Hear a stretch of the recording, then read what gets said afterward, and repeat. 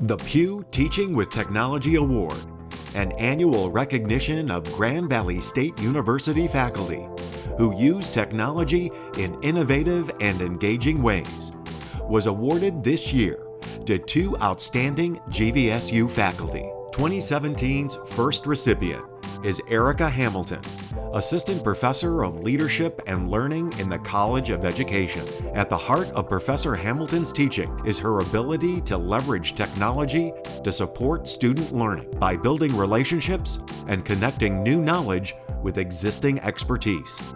Her colleagues note that she is a technology leader in her college and on campus, and her students appreciate her passion, enthusiasm, and willingness to help them apply what they're learning in their own professional endeavors. But I need to make sure, and that's what's always in the back of my mind, how is this going to support student learning? How is this going to enable me to do something better than I've done in the past without it?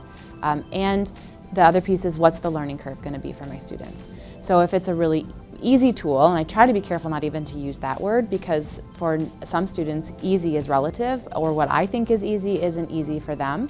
And so I just try to make sure that if I'm going to use a tool, so for example I use Twitter, and some of my students can't stand it, and I've told them, I'm not here to sell you on Twitter, I just want you to know what you're saying yes to or what you're saying no to.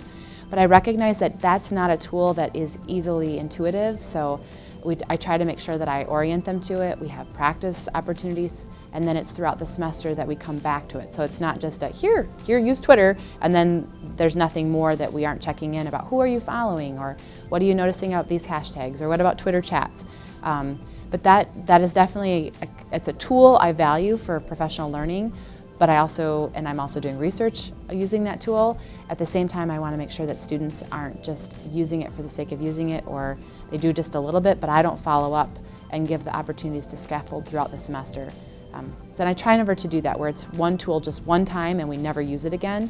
Otherwise, that just feels like a blip, and then there's not a whole lot of deep learning that can happen. Sister Lucia Treanor, a senior affiliate faculty in the Department of Writing, is 2017's second recipient. She is recognized for creating websites and videos, utilizing clickers, and incorporating audio feedback into the editing process for her students. By using online software and computerized data resources, she allows her students to become uniquely engaged in the writing process. I think about the students' needs. An example of that is I have my own website, and because of that I've been able to eliminate the purchase of books from the students' burden, because my department produces an annual book called A Guide to First Year Writing at Grand Valley State University. And we've done this for 15 years. And over the years, my own students have had their essays in these books. And so with their permission, I'm then able to put them on my own website. And I'm able to use many of the essays of my students as models, so that I no longer have to have them purchase a reader. So that's a very practical thing that I can offer to them. They do purchase this book for the current year, but it's not too terribly expensive.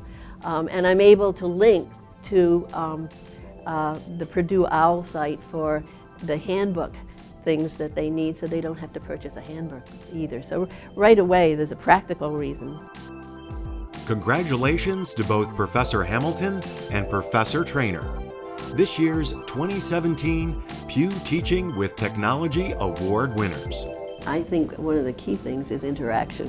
You want your students to really be engaged with the material that you're working with, and the technology is a way to help us interact with them and with the content. In my case, it's a skill in an effective way. It works.